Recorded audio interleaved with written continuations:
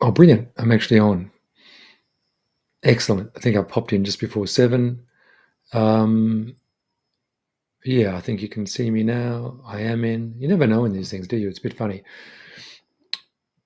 Now, as you can see, a bit more of a colorful background today. I thought it was appropriate for all things lucid with lucid dreaming and such things like this and lucid astral state.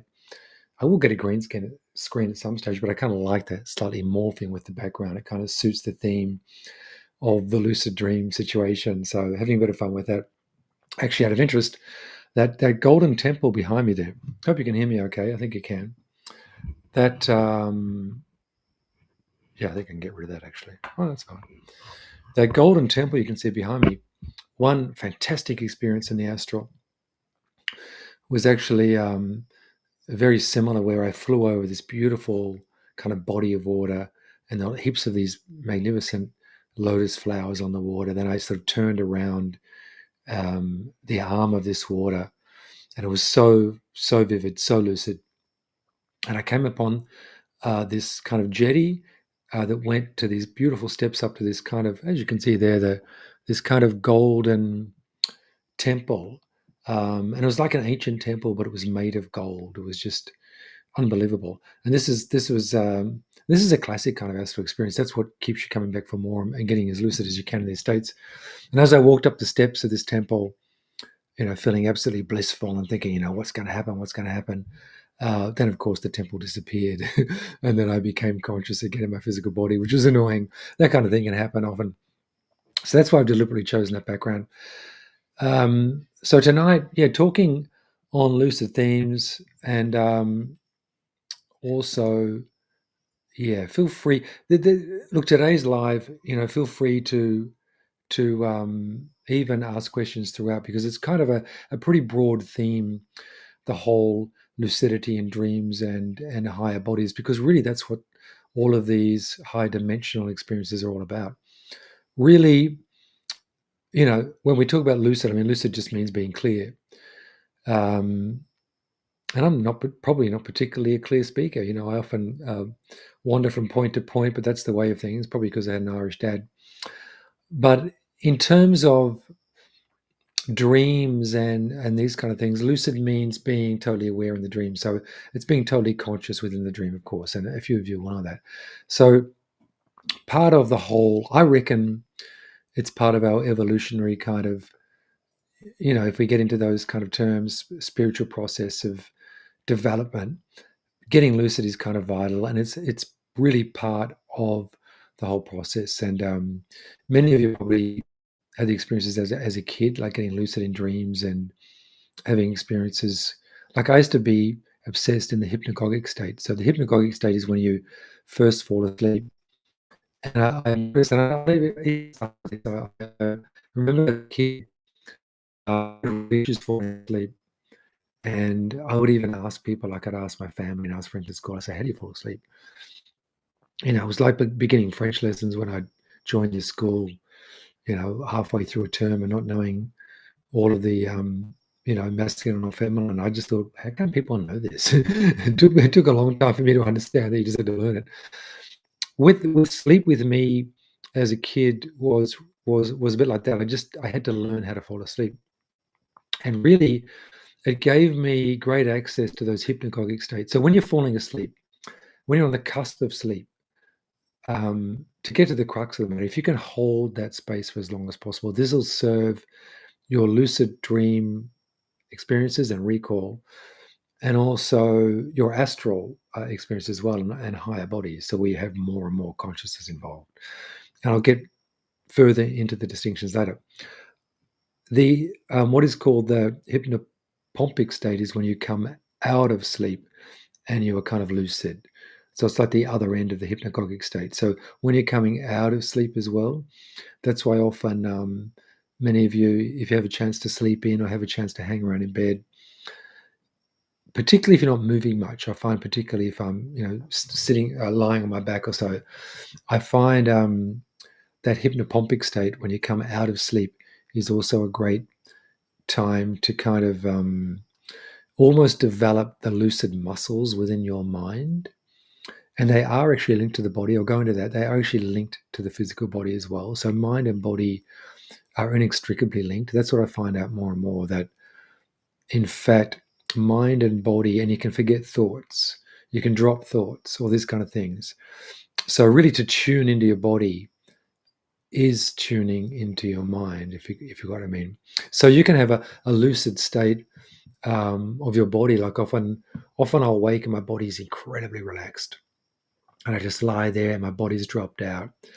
And that is also a lucid state as well, where you're absolutely conscious of your body, almost like you don't want to move. You could move if you want, but you don't want to move. So your body has dropped out, but you're aware.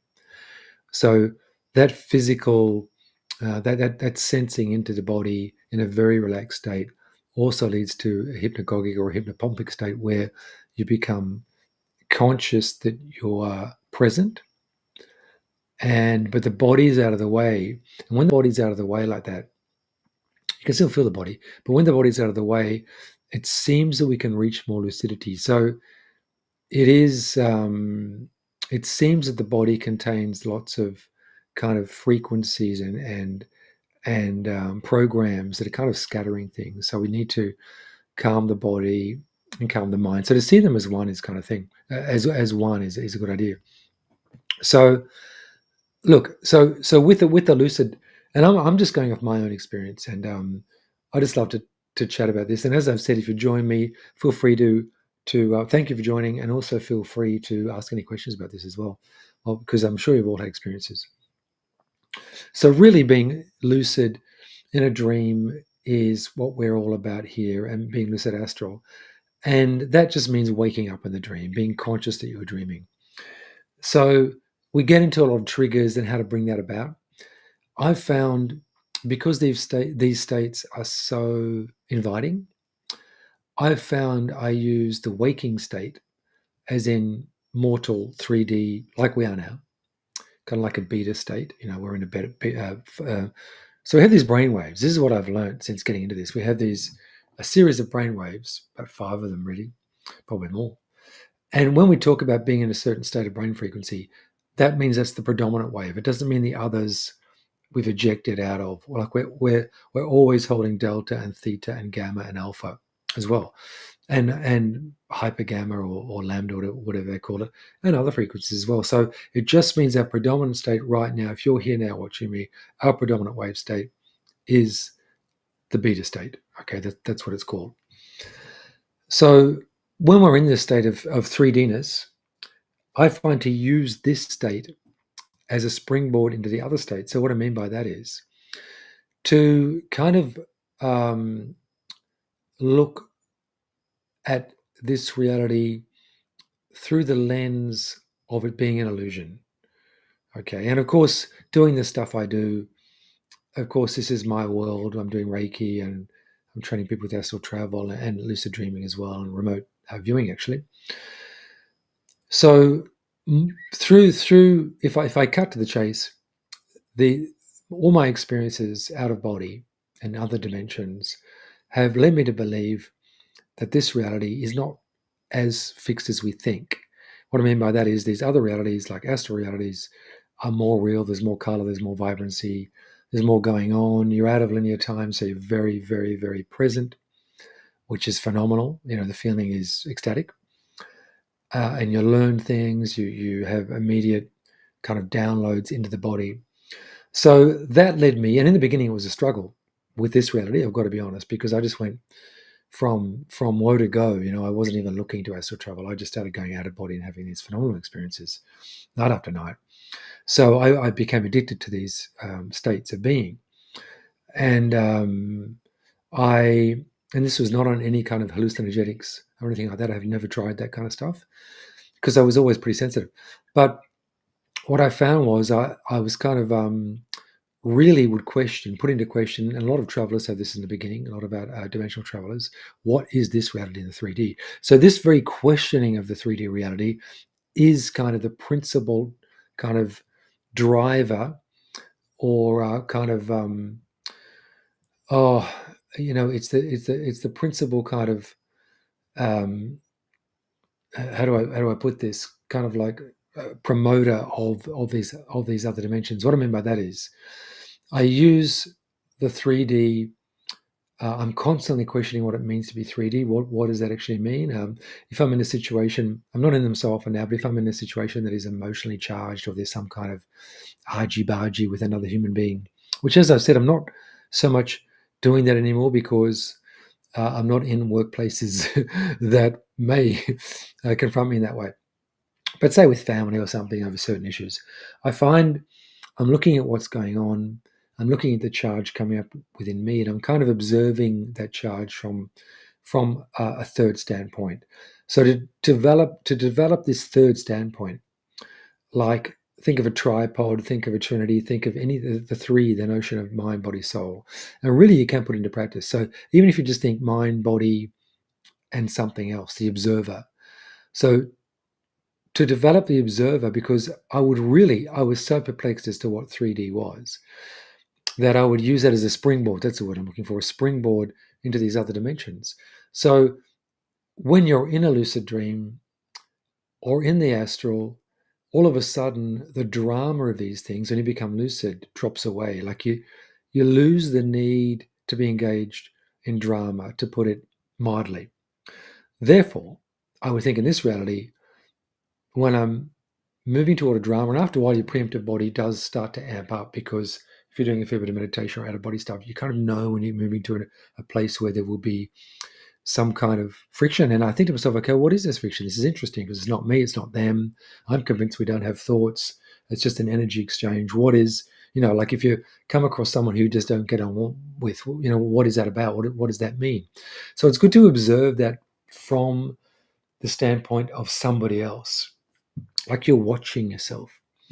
When you train yourself to look over yourself and to watch yourself, it's kind of like you become the guardian of your own mind, or the guardian of your own threshold, and that's what you kind of want to develop. And if I know I go off topic, but it's all the one topic.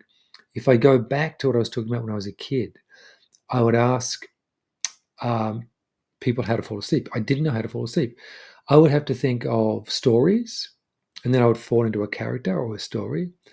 I'd have to think of music, because I always liked music, and then I'd be making up the music in my head, or the feelings of sounds, or then all of a sudden the music would become real. As soon as the music became real, I knew that I was in a dream state or an astral state, so I knew I'd fallen asleep. So anyway, before I go on, just someone's hello there. It's I'm getting better at this with the. Oh, okay. Nitro Savvy, how are you? Great to see you there. Hi, Greg. Lovely work. Question: I have reached the vibrational stage 3 times. Okay. Now I can't get out of body. Any ideas on what I'm doing wrong? What I reckon? It's a good question. And all of this feeds into each other, like dream body, etheric bodies, emotional, mental, astral. So astral is kind of the all-encompassing bridge body. It's the body that bridges realities and can download. I reckon. I was thrust just straight into that vibrational state early on, and kind of had a lot of guidance out with my heart chakra. So what often happens is you kind of go into a state of slight shock, or you become all of a sudden uh, too self-aware, and that's what wakes you up. So it's good to kind of plan the vibrational state, what happens. So what is good for you is to really cultivate the heart chakra in particular, because the heart chakra is the primary driver. The heart chakra really responds to the vibrations. Heart primary, third eye is the secondary chakra for the astral experience. And the other chakras also play roles, as in you can exit the chakras. What I find is if you can cultivate the heart chakra, what I mean by that is, and your other chakras as well, if you get overexcited in this reality, and it goes back to that notion of using this reality as a springboard into the astral, don't get too excited. So if something's really good, or something happens, or something shocking, or there's something that scares you, don't react, or observe your reactions and try to water them down. It doesn't mean you'll be a zombie. I find, like, I used to be really reactive on a certain level, very excitable. I still am, but I'm kind of not really. Like, I kind of just observe things a bit more from a detached point of view. So we're wanting to disembody the charge from the situation of the vibrational state. Okay, to be literal, you want to disembody the charge of the situation. So if you develop this third person, so keep on visualizing yourself getting to that vibrational state, and then see yourself leaving. So you want to not have too much of your awareness kind of in your physical body. The physical body doesn't need that much awareness when you go out astral. It just needs to be on a pilot light. It will be on a pilot light anyway. Remembering we all go astral, but if the vibrational state comes, it just means it's a conscious experience is coming. Also, so develop that lack of reaction.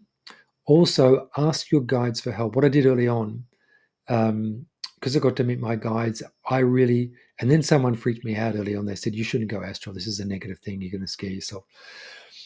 And I knew it wasn't a bad thing, but I did call my guides in, and I met my guides in the astral, and I kind of would call their energy in. So it was a very heartfelt energy. It was very blissful, heart-centered. So your guides are connected often primarily through the heart chakra as well. And also cultivate guidance, call in guidance, ask for help. That when the vibrational, be literal, when the vibrational stage comes, that you can go out smoothly. So don't get bogged down in the vibrational state.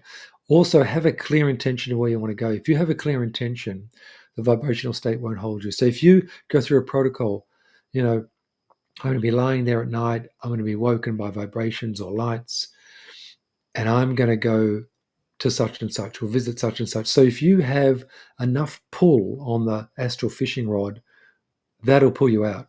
Hi, Phil. Good to see you, brother. Yeah, we're just talking about this getting lucid, and the question that Nitro's asking is a really good one, and so many of my clients come to me with the same thing. The ones I'm able to help across that threshold, basically, I'm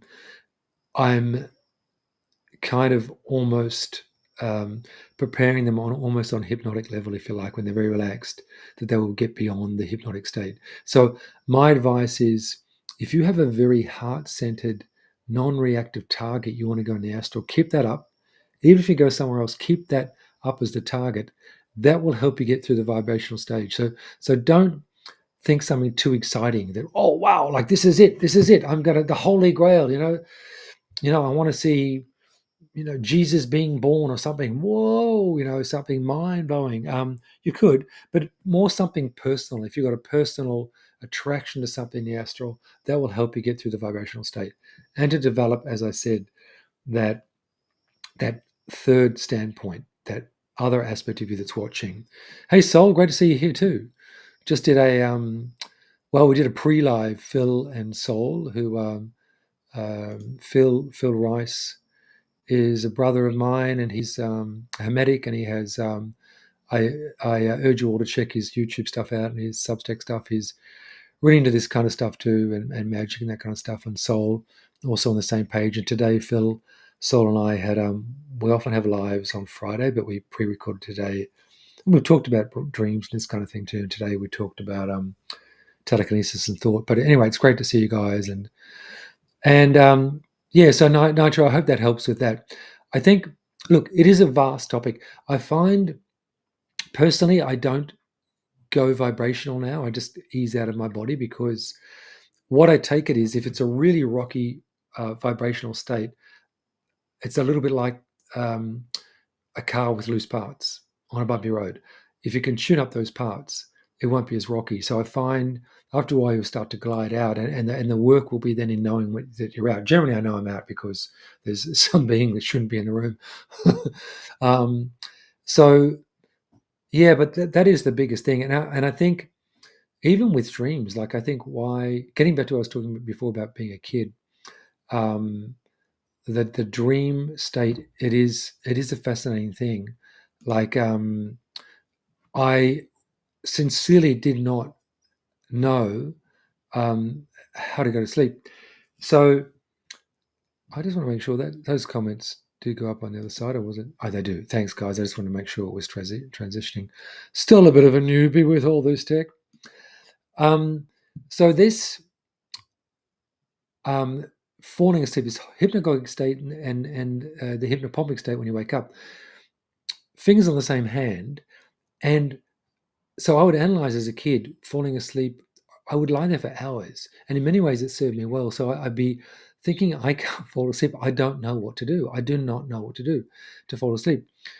So falling into a story was interesting. So you can use that yourself. And it's kind of not really much talk about a lucid dream trigger is actually dictating the dream from the waking state. So what I mean by that is if you've got a certain dream scenario you'd like to have, like a dream you'd like to experience, generally they'll come up anyway. You can give yourself maybe a week to prime into it, write it down, what you'd like to experience in the dream. I'm not even talking about a dream for transformational healing, just a dream. Like, maybe you want to imagine you're going to the cinema to see the Elvis movie. It's random, but why not? I would then write down, I'm going to dream, I'm going to go to the cinema and see the Elvis movie, and I'll remember this dream. Every day I'll think about it. As I'm falling asleep, I would also think, Elvis movie. I saw the Elvis movie. My system can pull it up. I don't have to do too much work. Something I've experienced. This way, you've got an experience you can draw upon. It's actually not a bad preliminary exercise for the astral because it's something you've experienced. You eliminate the charge of this experience because you've been there, you know it, it's not too freaky, like witnessing the birth of Christ or something like this. Um, so, and then when you're falling asleep each night, just gently putting it to yourself. There's no effort required. It's just, I'm going to go to the cinema and see the Elvis movie. Then what can happen is when you wake up at night, do it as well. Start with something that is tepid. I know it sounds weird, but if you start with something tepid, your emotional body is not going to get too charged. And nitro, this might help you with the vibration. Start with something that doesn't give you too much of an excitable charge. You want to avoid the excitable charge. And so after a while, you can be falling asleep thinking of the Elvis movie, then bang, you're there. The beauty is when you've fallen into that Elvis movie, you will know that you're in the Elvis movie because you've kind of prepared yourself. And I find that it's kind of a natural lucidity. So you can steer a dream. And look, a lot of dreams come up. Like I often have clients doing Reiki and they start to dream again when you're doing energy healing. And I've often thought, what is that? Like I'm working on their energy body. I opened this live talking about how the physical body and the mind, they're one. They are one. That's what I love about energy work. It's not a talk-based therapy, but if there's somebody who's going through some kind of traumatic situation, they come to Reiki a few times, often it switches on their dreams again. Often the Reiki switches on their dreams. And often a client will come to me and say, look, I had this dream. I was on a boat. Here's a classic one that a client told me, and who wasn't well. My wife is there. My young child is there. And I'm on this boat and it's stormy and I'm steering the boat and I'm asking them for help, but they're not listening. And I remember he came to me and he said, what do you think it means, Greg? And I said, what do you think it means? Anyway, this, even though it's not strictly a lucid dream, for someone to not be dreaming for years and be having issues, then all of a sudden be having, and it became a repetitive dream, becoming a repetitive dream. So this is what we call a transformational dream, which itself carries lucidity or light. It sees something within you and you see something within it. So it made a lot of sense. And I guess that's when I returned back to lucid dream traveling again, and the astral was sparked by, well, the astral happened, but then getting into energy healing, because myself, I first went to an energy healer, and that's what triggered my experiences. So I can't, and it's often not stressed or talked about much, but I can't tell you enough, emphasize enough that if you want to get lucid, and I'm not just speaking because I'm an energy healer, go to any kind of energy healer, craniosacral person, even a hypnotherapist, but I just like body work because that just strips away layers that could be blocking you, and in the process you can have some very lucid dreams, very dreams that are very that carry some kind of message, clarity, lucidity. That's what lucidity means, is clarity. So, and in terms of, the other thing, of course, is the classic lucid dream triggers. My particular one is going to the bathroom, like literally going to the loo. So just before coming on air, without getting too much detail, I go to the loo and I'll think to myself, whenever I sit in the loo, what's going on here? What is this state of 3D? So it's just a very gentle reminding myself, why would I call this normal waking state? And things carry a certain amount of clarity or lucidity in the 3D state. But if you constantly ask yourself, what does it mean to be awake? Particularly when you do certain activities, then when you're doing that activity when you're sleeping, after a while, it might take a month or less. After a while, you start to question the nature of the reality of that situation in the dream. And the curious thing I find so curious is that we are wired and programmed to wake up in dreams. Like it's a deliberate program put into our drive. I won't even say hard drive. It's just somewhere in our drives. Um, if you ask yourself, am I dreaming now? In a dream, you will know you are dreaming. That's pretty interesting. So this also develops that notion of disembodiment in the best sense. Because you are disembodied then from the dream, you're able to watch the dream. And where you want to go with that is, in the beginning, you will try to control the dream. That's normal. But the beauty of becoming lucid in the dream state is that after a while, you'll surpass that. You'll lose the need to control the dream, and you will allow forces to play out within that dream. Because in the end, this dream is a co-creation, but it's a reflection of what's going on with you. And in the best sense of co-creation, what I found is um, we're not alone in any of this. Even a dream that you think it's just about you, there's a bit of I've learned to have a lot of respect for dream characters. In fact, one classic, one of the last lucid dreams I had as a teenager. I remember this though. I was a pretty traumatized young boy. Um, just a lot of, and I remember as a kid knowing that, oh boy, I've got to go through all this shit to come back around to being whole. And that's just, everybody has their own story. Nobody else knows what anybody else's story truly is. Anyway, I remember I had this beautiful dream. And in this dream, I was absolutely lucid, and I'm walking to this stream, and I see a grandfather and a grandson. And when I was a little boy, I lived with my grandparents for a while, and my grandfather was the gentlest man.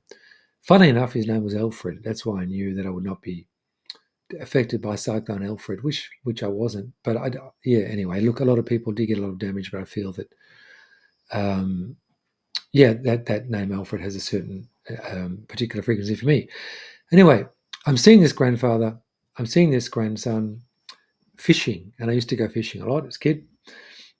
Beautiful dream, and when I say I knew it was a dream, it's pretty real, pretty real. It's incredibly real, as in you're very present, but it's actually not as real as 3D, and not as real as the higher states of going up from 4D and up. Anyway, without getting into semantics, I walk up to this lovely scene, and as I said, as a traumatized young boy, I'm looking to, express my rage. Anyway, I go up, I sneak up behind him, and with both hands, I push the grandfather and the grandson into the river, into the flowing river. And what is bizarre is, as I do it, I think, well, it's my dream, I can do what I want. I push them in, and I lose balance and fall in after them. So they're both in the water, and the three of us are in the water, and I'm starting to drown. So I'm thinking, hang on, I can't drown in my own lucid dream. And I wasn't, like now I know I would allow myself to drown if that were the case, but I was fighting. I was in this dream fighting to wake up, and I was drowning, falling. And I tell you, I came to with such a shock. What I found was that kind of gift, or that tool, or whatever you call it, of lucid dreaming was taken from me for many years as a result of that. I was unable to do that for a long time until I realized that dream folk, they actually have their own consciousness there. So it is a co-creation. A little bit like in this reality. In 3D, we could say that you're attracting every experience just because of your own frequency, the laws of resonance, which we kind of are, but there is a co-creation as well. Like you can be in a certain country, something happens, like this cyclone, Um, so what I'm saying is kind of to have a respect for the dream figures. And it's an interesting state of being because I really did do a lot of, at that stage, I would have been in my, oh, late teens and, still going to school. And I would, like I would walk down the street and destroy things. Like I would, using telekinesis in my dreams, I would bring down lamp poles. I would, um, create a very harmonious scenario, then just destroy it. It was very interesting. And clearly, clearly, I wasn't leading a particularly harmonious life. That's probably what attracted me to music and beautiful music. And then once again, to those who missed the very beginning, that temple behind is a beautiful temple, and that's very similar to one of the temples I visited in the astral, and that I've just, over a body of water, and it was just so magnificent. That's what keeps you coming back. This golden light lucidity that you get when you're in these higher frequencies is amazing. But getting back to being a kid again, like I lost that ability to solve. So that was on Facebook. Okay, I can see that. Yeah, good. Um, I lost that ability to lucid dream for a long time. So, but getting back to that childhood um, kind of um, inclination we all have for that kind of thing. You might have all experienced that. Tell me if you've have as a child as well or as a kid. To fall asleep, get in that hypnagogic state, to lie on your back and use triggers. Like as I said, I use going to the bathroom as a trigger. You can use a color as a trigger. I do often um, what I do. I engage in contemplation, where each morning and often in the evening, I just like to. I think I heard Phil once say, who was on just before, you got to sort your shit out. And the day's kind of stuff, I just like to kind of scroll through my mind and see what is on my mind that isn't me, because often things can happen. And when you do that, just to observe, okay, what I call contemplation, just to observe how you're feeling. You don't have to do anything. 5 minutes, just sit there. I do it in the morning as well after the trauma of sleep, because what I've realized, when I say trauma, not necessarily negative, sleep state is a karmic state as well. We're actually working through karma in our sleep as well. So it's a very powerful tool to be conscious in. Okay, your sleep state, your astral state, these higher bodies, you can quick track karma. You can quick track, if you like, through your lessons, if we want to put that dualistic term on. In mortal reality, as we know, there are karmic things going on. There's certain charges, certain people you get, or certain personalities you attract into your life, perhaps because of certain situations. So these are, karmic workloads that we're working on. I'm not being negative about it. It's just a fact of life. I think anyone watching this would understand that. So you are also working in your dreams. That's important to know. And it's a quicker track. Dreams, astral bodies, these are more subtle bodies. Therefore, they cut to the quicker than the mortal state. So I've found in a dream state, if I allow any kind of antagonist to come toward me, I've mentioned this once before, but I mentioned it, I think, in a podcast not long ago. But here's the classic scenario: I'm in a dream. As I said, my stepdad was for until I could defend myself, quite physically brutal and emotional brutal. So, and then he became a lovely guy, and we became quite close, very close, really, as he got older. Anyway, I was having this dream, and I became aware in the dream because I recognized the room. It was my lounge room when I was a teenager. I'm sitting there with a friend of mine from college, studying music together, watching TV. It was a bit loud. My stepfather comes in. I feel this vibe. So in the dream state, you can kind of feel very obvious frequencies from situations and people. It's more obvious almost than the 3D state, even though the 3D state does become very obvious. So he says, Greg, the TV's a little bit loud, don't you think? Because he's trying to sleep. And I said, no, Dad, it's okay. Anyway, so he moves toward me, and I'm feeling this charge getting stronger, and I'm thinking I could control this dream, but I'm thinking, no, no, no. And as he comes right on my shoulder, his energy merges with mine, and it becomes very ecstatic. It becomes like a release. And I realized, okay, any antagonistic energy in a dream don't control. Any drama in a dream don't control. So, and I found that what that happens. So if I'm driving off a cliff, allow the car to drive off the cliff. So and the funny thing is, I've just recently researched this. A lot of dream travelers, what they call them, talk about embracing. It's the same in the astral too, but um, kind of the death scenario in the dream state is something you're taken into. Many times I fall off cliffs, or when you have dreams when you're falling, allow yourself to fall. So when you can become lucid enough, every time you allow this drama to play out, and if there is an antagonistic energy in there at all, as in some kind of fear, just a base fear of some kind, doesn't matter what it is, if you allow that fear to merge with you and dissolve within you, in this reality, in 3D reality, the fears dissolve tenfold. And that further releases its grip from you. So you become more lucid in this reality and these higher astral states as well. But yeah, so and I learned that in the astral too, just from allowing antagonistic beings to do their thing. In the beginning, I try to get rid of them. I've talked about in another episode of the Vortex. You'd swipe at them, you'd scream at them, you'd say in the name of Jesus, whatever. And then after a while, this happened after a big heart release. So once again, going to Nitro's question about, I'll take you back to that question if some of you have joined since. It's a good question. This notion of reached a vibrational state but can't get out of body. So the more we can eliminate the charge from our life and our dream life and our astral life, it's all a self-perpetuating engine. It's like that's exactly what it is. So it's this astral engine we have vibrating around us. Also, in terms of vibrations, what I've realized is, okay, everything's vibrating.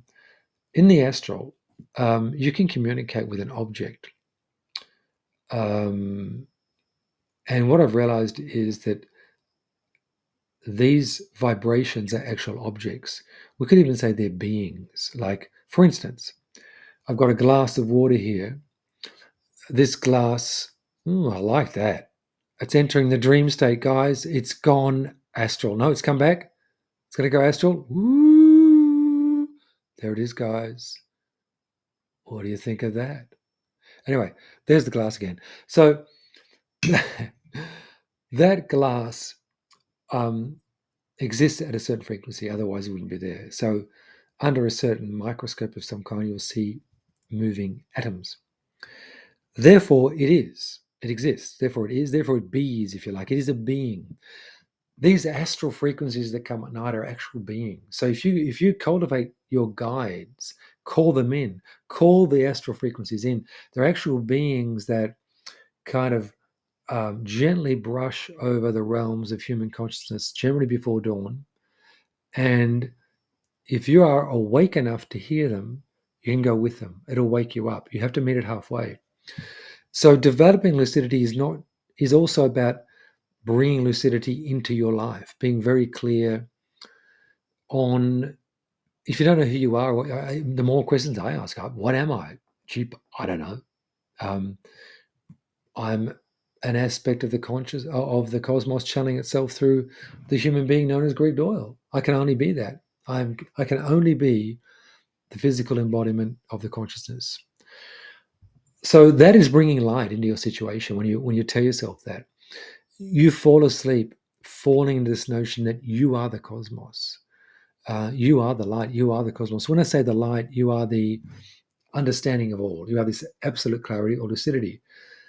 So this idea of faking it till you make it, this idea of programming yourself to be that, to know, because really anything else is absurd. How can we not be the cosmos channeling itself through yourself? And that's a beautiful thing. I find just to say I am the, if I had a crap thought the other day, that crap thought the other day is the crap thought of the cosmos. As I've experienced this notion that we are perfection, that the cosmos is perfection, it is on your side, it is a benevolent cosmos, it is the loving cosmos, It is an uber healing cosmos. Any aspects of ourselves that we are not lucid about, these are the things, these are the blockages, these are the shadows that we need to eliminate. Once we get rid of these things, then the default pours in. The default is a loving state where we are fully lucid. So these lucid glimpses you might have, and you can help yourself become more lucid. These are these little tinges of yourself becoming real, becoming more real than this mortal self. So you want to fire so much light into yourself through meditation and through any kind of um, disciplines or spiritual exercises you have, so that you start to feel invisible on the best sense. And this is not denying the physical being. You start to become invisible to the charge that is all around you, amped up in the realms of fear, because 3D entertains many frequencies of fear. So that's one of the frequencies of 3D. And so getting lucid is realizing that you get angry in the beginning. I know I got angry early on, and then you kind of fight a bit, and you realize, hang on, the energy of fight is what this frequency wants. It wants to be recognized. It wants to be attacked in some way. So in the astral, when I was once attacked, it was one of the probably the last what I call antagonistic experience I had. When these beings kind of pulverized me, I felt this phenomenal bliss, and that was where I learned to also let go in the dream state. So, but any questions thus far? So, yeah, the triggers are really good. Dream triggers. Also, it can't. It sounds a bit boring and a bit cliched and a bit hackneyed, but writing down your dreams is actually really good. Especially, look, I don't write down every dream. I have every night I dream. I don't always dream lucidly, but I dream lucidly a lot. But every night I have a lot of dreams, long dreams. And I find I don't write them down. It can be good too, but generally I'll write down the dreams I have or the experiences when I'm doing certain exercises. So for me now, because it's about astral, getting into higher bodies. So when I'm undergoing those, doing those exercises, any experience I have, whether in meditation or what I'm trying to experience at night, even if it's not an astral experience, I will write it down, because I find what that does is it puts it into your field. Your subconscious reflects back what you're doing.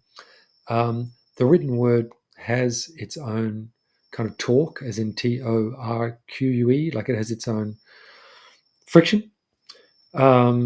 So writing down is really, really good, because you'll often find you'll miss things, and to write down, and then you'll realize you might be having repetitive dreams, that kind of stuff. You know, but definitely write down the aims you would like in your dreams. Like, would you like to dream of certain something? So that is a good way into kind of the back end of a dream, is to actually manufacture a dream from the beginning. Like I talk jokingly about, going to the cinema to watch the Elvis movie, but it could be anything. Something that is mundane is very good, because it doesn't carry too much emotional charge, and you won't get too freaked out when it happens.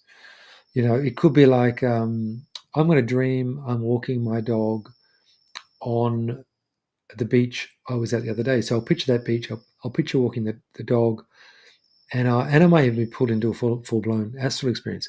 The thing is, I like to walk my dog. I like the beach. So that is heartfelt. As I talk about moving toward the heart chakra, because the heart chakra can get very, very overexcited if it's something that's, whoa, I want this to happen. Um, Something that is a little bit tepid is really good. And just to lie there at night, imagine you're walking my dog.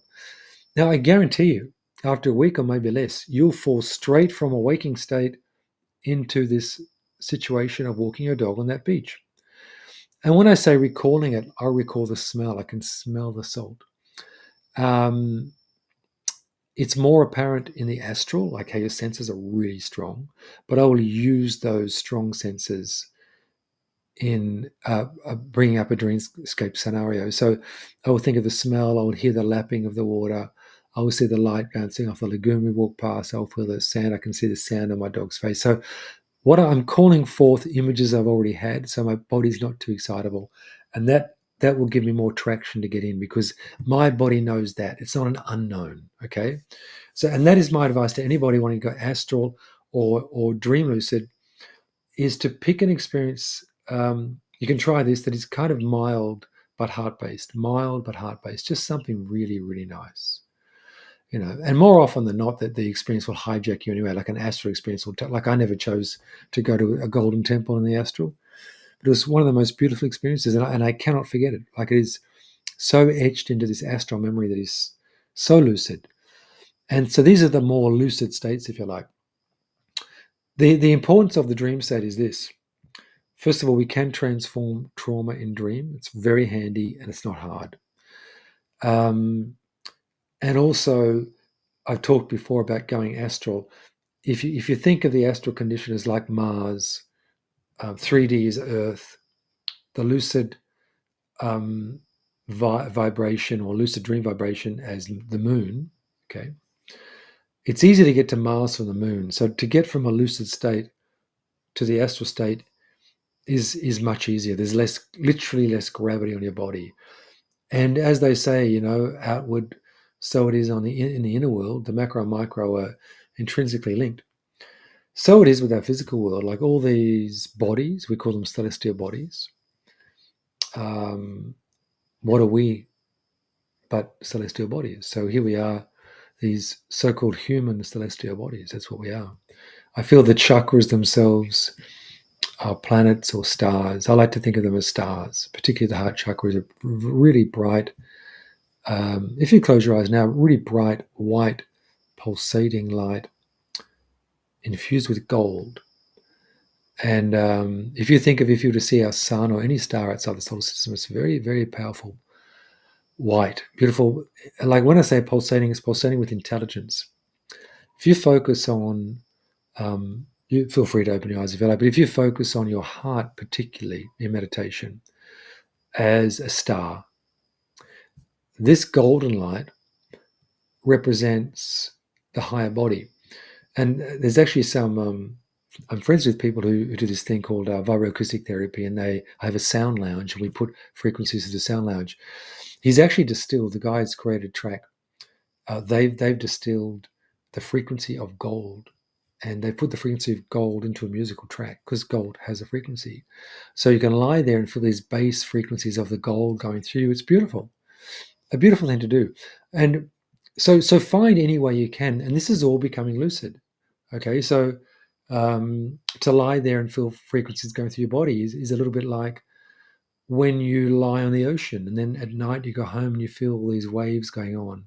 So I'm an ocean addict. I love to go surfing. I love to be in the water, any kind of water. I'll brave eels in my local lake and catfish to go in the water. And I like it because, particularly the ocean, because it has a pulsation going through it. And if you think of our bodies being primarily salt and all this kind of stuff, so our blood and the ocean, there's a resonance going on.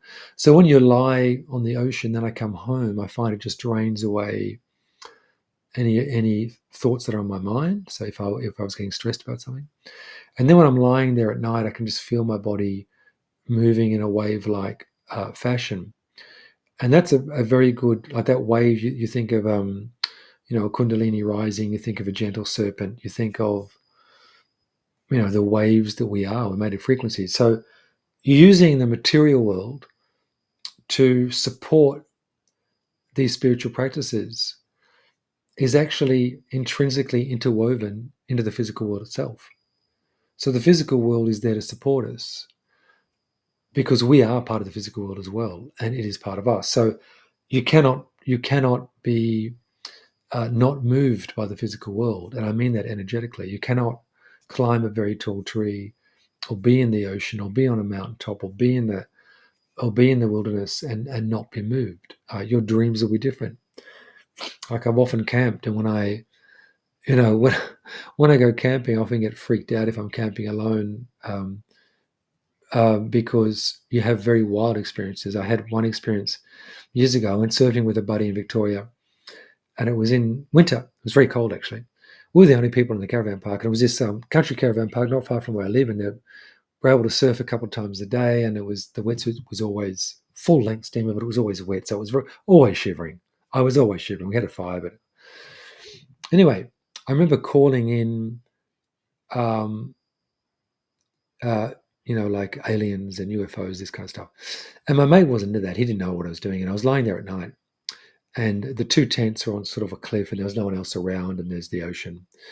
And I kind of woke up and I thought, what's going on here? And all these lights going on outside the tent. I remember I even freaked myself. I thought, I'm not going to look out the tent. I don't want some kind of physical alien abduction thing here. Anyway, the next morning, having breakfast with my mate, and I just said, Steve, did you see, how'd you go with those lights, mate? And he said, yeah, I saw those lights. And I've had that a few times. It's really interesting. So if you're really looking for lucidity, my advice is get out in nature. Go to a place where the human collective is not so dense. Go camping. Call in what you want to have. Call in the experience you want to have. I mean, that was a full-on experience. All these lights going on. There was no real explanation. And you often see weird things in this reality as well. And I like that stuff now. It's kind of good. Kind of orbs coming in, whatever they were. So yeah, connecting with nature and realizing that nature is always teaching us and empowering us really to be greater than we are. So, and some strange noises from over there. But look, any questions? Let me know. How are we going for time here? Where do I see the time here? Oh yeah, I can see the time here. Also, getting lucid in the astral state, the same kind of thing. I use triggers, like triggers to go lucid in a dream is to every normal day things. Every normal day, is that even English? As I said, I use going to the bathroom as my main lucid dream trigger. So now when I'm in a bathroom in a dream, I find myself, hang on, this isn't a proper bathroom. Like it's public, as in totally public, or the mechanism doesn't work, or there's something really wrong. So what's happened is I actually want to go to the loo and I'm dreaming about it. So I deliberately drink a fair bit of water before I go to bed. And I will go to the loo in the night. But often what can precede that is that I think I'm on the loo. And then I know, hang on. Am I dreaming now? I'm dreaming. This is not real. And then I can move into whichever situation. What I find that happens is it's not just that I wake up on the loo in a dream. I'm just questioning reality a fair bit. So even during the day, what does it mean to be walking outside? Just being very present. That in itself is a trigger as well. But to actually design certain triggers, it can be every time I drink a coffee or something, because chances are you'll be drinking a coffee in a dream and you'll know, hang on, like there's no bottom of the cup, or this coffee tastes really weird. All of a sudden, that coffee doesn't taste like coffee. So if you're using coffee as an example of a lucid dream trigger, when you drink coffee next, feel the cup, feel the glass, whatever it is, in your hand, feel the taste of the coffee, close your eyes and re-sense how it feels to go down your throat, because this might also bleed into drinking anything in the astral or a dream state. Think of how the smell of coffee feels, anything like that. Um, it's quite good. A color is very good. Maybe a certain purple you see, a certain vivid purple.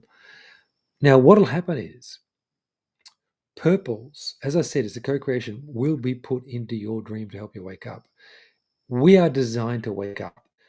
Our higher bodies are pulling us up like on like the end of a fishing line, and they're pulling us to clearer waters.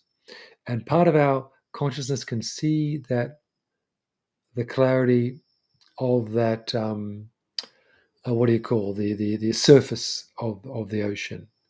And really getting lucid is like cracking that surface. So occasionally you may even have what I call not a full-on astral experience, or it's like a vision. You may have a vision of clarity where all of a sudden everything's swept clean. There's a face looking at you.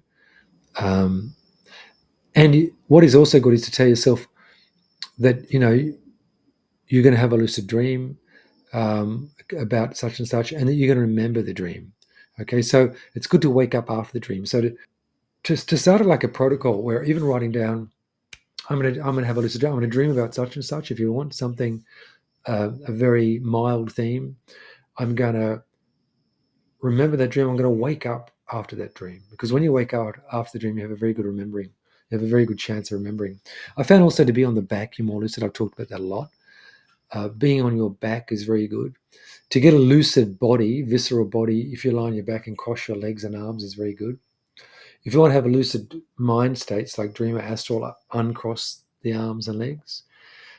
If you have a dream while lying on your left side, but you've moved since you've woken up and you're trying to recall the dream, move back onto your left side and you'll more easily recall the dream, because the dream is a body. Your dream body is an aspect of your higher bodies. So we have a physical human body and we have a dream body. Okay, we have an astral body, we have these higher bodies. So if you can imitate the posture you're in when you had the dream, that's a better chance of getting there as well. So the same kind of triggers apply for the astral state. And while I'm there, I'm just going to experiment here, guys. You know, also where to find me. Here I go. First time I put one of these up, I like it. It was actually Soul Reader who I did a video with me today. She inspired me because she's got that. So as you know, everything is there. I'm going to pretty soon. I'm going to actually put up a lucid dream course, just a simple lucid dream course, because there's so many ways of getting in, and lucid dreaming is very accessible, I think, to everyone, and it really is a finger on the same hand as the astral. With the astral experience, also, it's the same kind of things where you have triggers. I find I've got my little puppy under there at the moment. I find I generally look for something that is exalting, something that is a beautiful um, heart-based experience I want to have, and I'm thinking that's the astral experience I want to have. So therefore, I remind myself during the day of that experience. And when I say remind myself, I just think about it. Like, say you want to visit Mount Everest. All of you now, even if you haven't been there, you'll have some perception of Mount Everest. Okay, now there is your perception of Mount Everest or a residual memory of it that you might not see too clearly, but just this feeling of a kind of a Toblerone-ish kind of mountain, a bit of wind going off the top. Maybe you've seen shows on it. So when I say to you Mount Everest, immediately the frequency of my mind that has experienced everything I've seen on the media, in the media about Mount Everest, is now entraining with your brain and your media experience, or if you've actually been there, your very real experience of Mount Everest. So we don't have to actually work on that. Your system knows where Mount Everest is. You know that, okay? Our astral bodies, our higher bodies would find it, because Mount Everest gives off a resonance.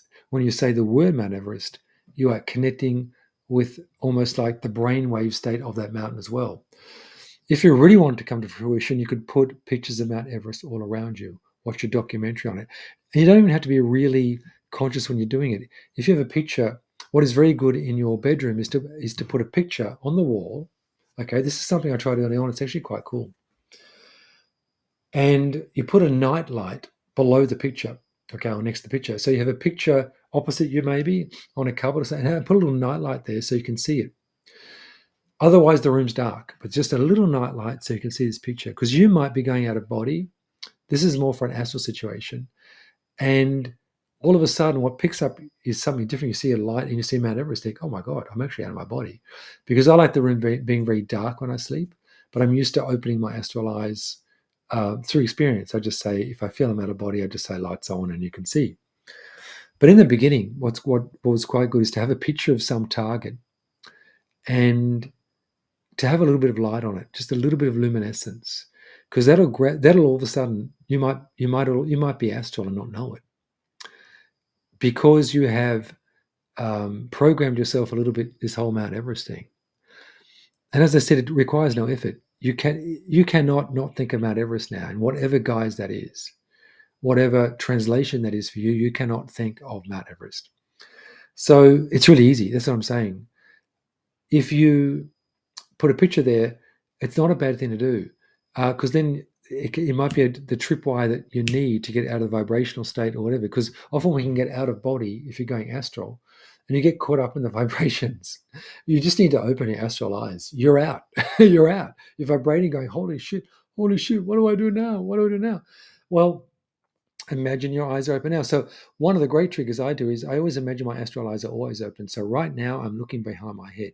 Behind my head actually isn't the Golden Temple, but just the wall. Funny enough. But I'm off, when I'm walking down the street, I'll think what's behind me, what's to the left of me, what's up there, what's down. I'll play little games because the astral body is a preemptive body. It's your kind of sixth sense body, a psychic body. So the more you play with it in the waking state, the more you acknowledge it into being. And in the tradition of faking till you make it, like, and after a while, it really kicks in. Like I can imagine the dog. Where is the dog now? Which room? And I can see kind of where it's sitting, and it probably will be sitting there. So often playing with that state, it's kind of you're working into your precognition or the clairvoyance and clairaudience and all these kind of things, clairsentience. So by tuning into the notion that your astral body is always awake, rather than seeing it as a slumbering, lolling creature that is kind of like, the mummies, the notion of that, because the astral body sits around the physical body. But if you imagine a non-conscious astral body is kind of like a mummified body, literally. And I've got certain theories as to. I'm actually writing a fiction book on this subject about astral experiences, and it's kind of like a spiritual adventure. But it goes into the notion, I'll say it, that there are certain off-world frequency machines, if you like, that are firing certain frequencies that keep a certain fear frequency in humanity to stop them from realizing what they are. So, but of course, it's just extra resistance for us. I mean, we are sovereign beings. We can cut through any of that kind of stuff when we want. But the realm of 3D is there's a lot of resistance here, and we are surrounded by the collective. And as we found during the years, COVID and after, there was a lot of stuff came up, and it was a difficult time because we realized that most of the collective is asleep. So, and this has a lot to do with lucidity as well. So the beautiful thing is the more we pour lucidity into ourselves, literally light into ourselves and frequencies. And as I mentioned before, falling asleep, knowing that you are that spark of the creative, ecstatic surge of cosmic awareness, is that we are. Like, we are literally in the astral. You see this spark coming into being. I first saw it coming into being when I was in a place called the Void, a very dark space. And then I heard the Om, a very low, basso profundo, male-voiced Om, like an AUM, Om, really low, incredibly low. I can see why the Tibetan monks sing so low.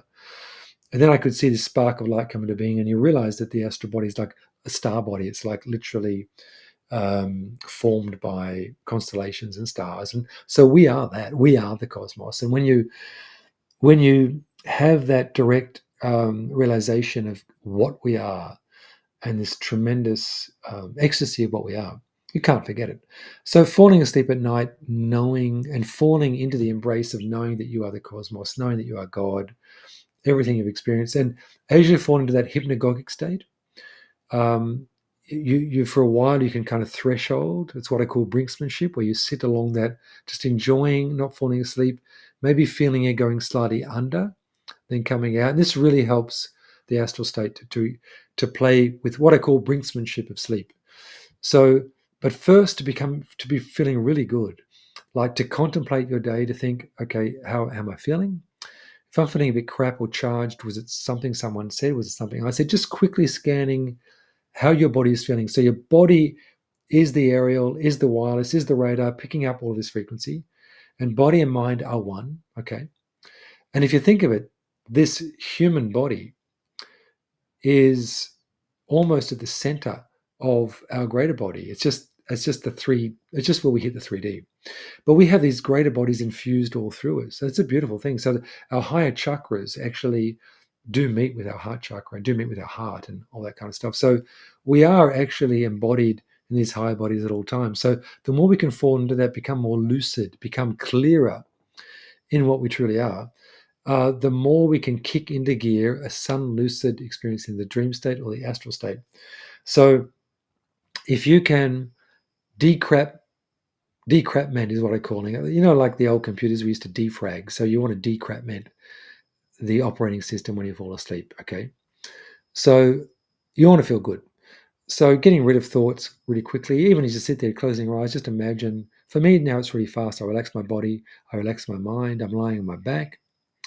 I imagine little bubbles of thought leaving me. So anything occupying my mind, positive or negative, it's not me. Okay. I pop into a little bubble and there's no gravity in these higher realms, just releasing them. So after a while, I come into a very, what I call neutral state where I'm very present. Neutral state. I think the Buddhists call it equanimous state. So it's not feeling hyper good. It's just feeling the bliss of this equanimous state. And that is the best lever into these higher states where you're kind of just feeling this feeling of kind of very gentle bliss, very gentle bliss that you can hold. Okay. And there's no thoughts. After a while, thoughts are occupying structures. Thoughts are like an occupying force. All thoughts are occupying forces. They are literally forces upon you.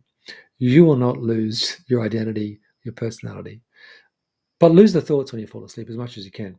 Then just falling lovingly and gently into this notion that you are God.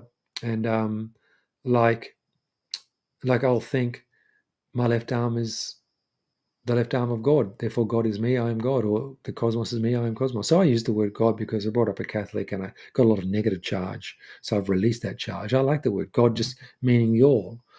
So my eyes are the eyes of the all, therefore I am the all. My thoughts are the thoughts of the all, therefore I am the all. My heart is the heart of the all, therefore I am the all. So when you're on that brinksmanship, hypnagogic state of falling asleep, if you can feel as kind of blissfully aware as you can, you have a really good chance of remaining lucid or becoming lucid during that night. So that's something you play with every night. So every night when I fall asleep, and because I had these issues when I was a kid, I will always do this because I couldn't fall asleep as a kid. As I said before, I had to bring up a story. I had to um, bring up music, and when they became real, I became conscious um, that that I was in that I was in that story. Here we go. I'm experimenting with all sorts of things here. Now I'll get rid of that. Oh yeah, here's this. If you haven't tried it, I've got this online astral travel course. So that is really good for becoming lucid as well. I just think these are just how I fell into it. As I said, I wasn't looking for the astral experience, but I think I had this kind of precondition as a kid, having all of these lucid dreams, but not. I can't remember having really astral experiences as they are now. Astral experience is hyper lucid. So, oh yeah, so the breakthrough course is also. Hang on. Oh yeah, you can go there, but it's also at Podium. Yeah, but anyway, you can find that. It's on my header of the break of the my website. You can see the breakthrough course. But anyway, look, I'm going to sign off. If there's any questions, um, do let me know. I'm just checking here if there's any. Oh, yeah, and decrapment, exactly. Thanks, Em. Thanks, Manny. Good to see you. Decrapmentation is what I call it. And there's a lot of a lot of crap flying around. Now, funny thing is, once I was going astral. I was flying out of this reality, just thinking, get me out of here. This is about 2012. And I fly up to this, I mentioned it, I think, a couple of weeks ago, but I fly in this band of fear, like it was around the earth. And I felt this phenomenal fear. I thought, oh, holy shit. And then it let me go when I realized it wasn't mine. And then I saw these black helicopters. It was really weird, and UFOs. And I thought, this is interesting. And an astral voice said, Greg, always very personal and very serious. Not always very serious, but yeah, kind of. Greg, do not get bogged down in conspiracy. So for the next year, I am bogged down in conspiracy. If an astral voice tells you not, when I said before, don't think of Mount Everest, you'll think of Mount Everest. So for the next, I'm thinking, what I found out was what they were showing me was that there were deals between certain off Earth non-humans, not off-Earth entities, whatever, and certain humans to kind of keep us in some kind of entrapment. So, hence the political landscape, hence the sociological, sociopathological. Is that a word? Sociopathological situation on Earth currently. But what I found was for the next while, I really did delve into conspiracy, and that's normal. And part of decrapmenting is seeing what is there and working out what is real and what is not real. And then you move through that, and you kind of, you need to go through these stages of probably anger and grief and all that kind of stuff. A great movie I saw years ago, was called um, oh, Thrive. You've probably heard the I was going to say musical, the film called Thrive. There was also Thrive too. Great movie. Foster Gamble, who was kind of the heir apparent of the pharmaceutical industry, he kind of turned against it and created this movie about what's actually going on in the world, and that was good. That was that was kind of good to see that movie because I had a feeling that funny things were going on. But to move beyond that, yes, what you're saying there as well. Um, Speaking of conspiracies, is the Earth flat? Look, from my feelings, and I've really looked into this, in the astral, the Earth has appeared like a globe.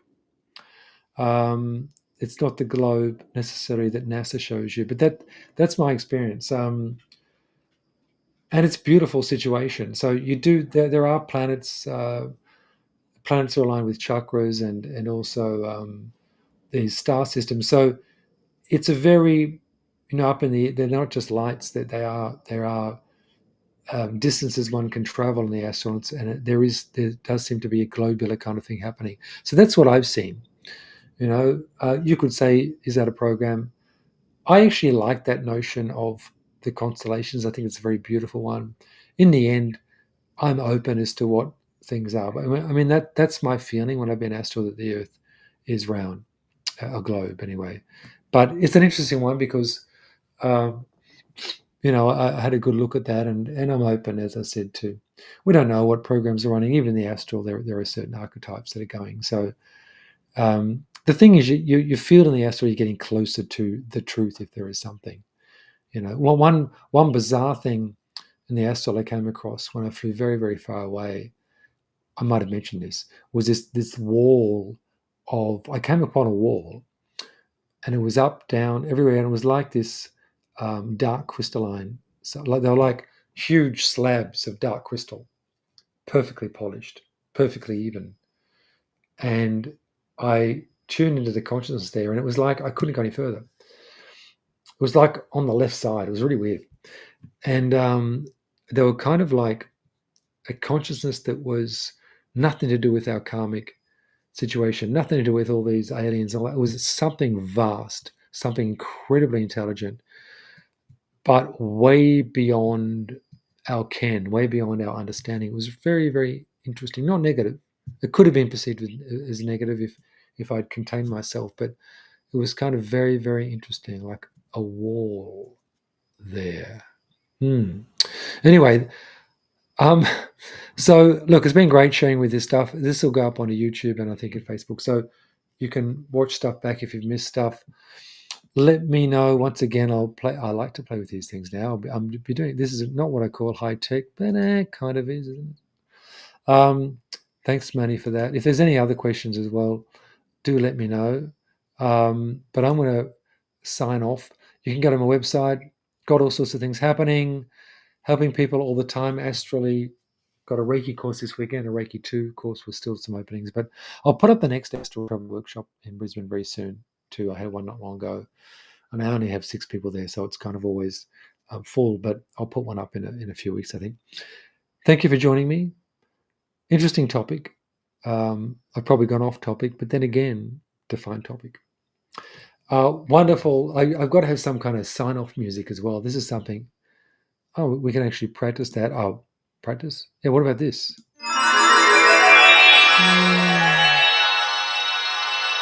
Well, it's something, isn't it? I'll work on that. Even this is not bad. This is.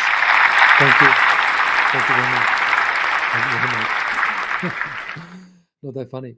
But anyway, I'll thank you for joining me. It'll be up on YouTube and Facebook presently. I think go straight there. And the next one, look, send me a subject. I haven't come up with a subject for next week's Vortex, but send me a subject. We'll get into it. Talking about this stuff is really good. As I mentioned in the live, if there's a thing called brain entrainment, your lucid dream aspects of your brain, the parts of your brain that are involved with lucid dreaming and astral traveling, will light up when we talk on this subject. Oh, I just saw the comment thing. I understand that it works now. Wonderful. Hi, Leonie. How are you? Good to see you.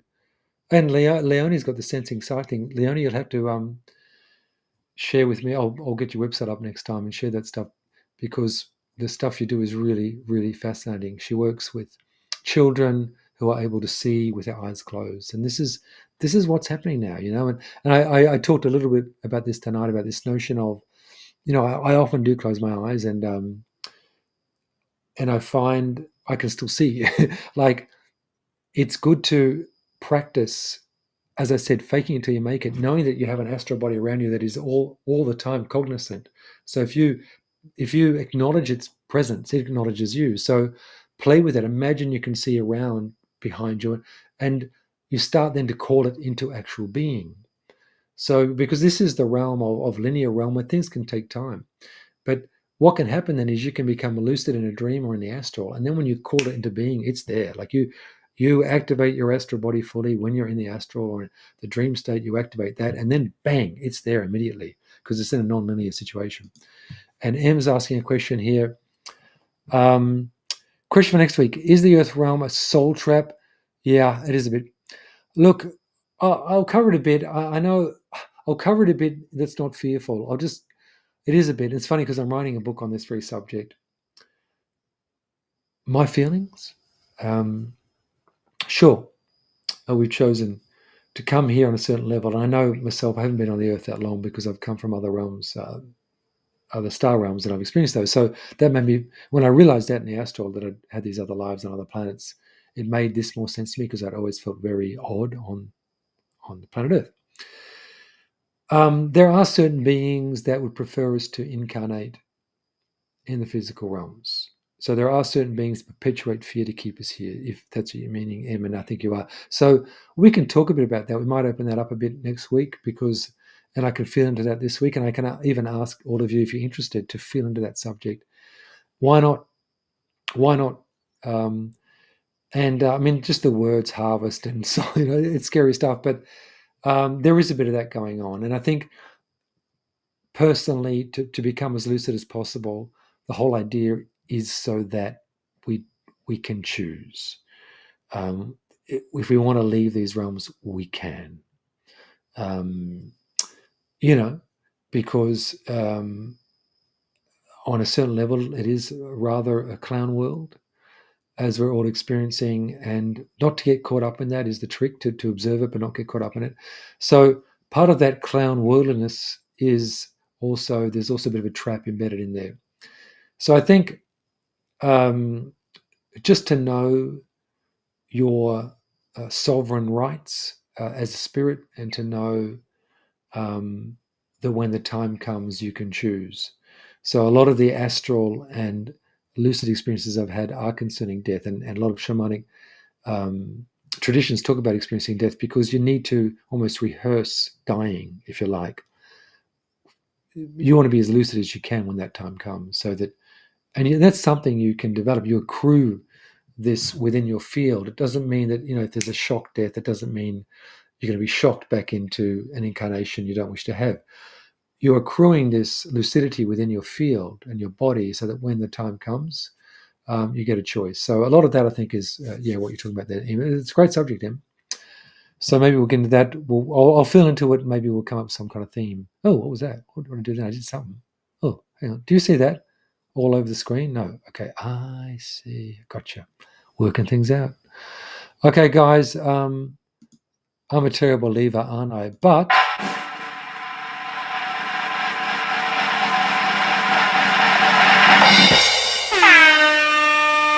that's it, guys. That signals the end of the show. Great to see you guys. Just thought I'd ramp it up. Um, I will see you when I see you next. Join in next week. Keep up with this thing. Contact me if you ever want some advice on this subject, and I'll see you in the next one. Bye for now.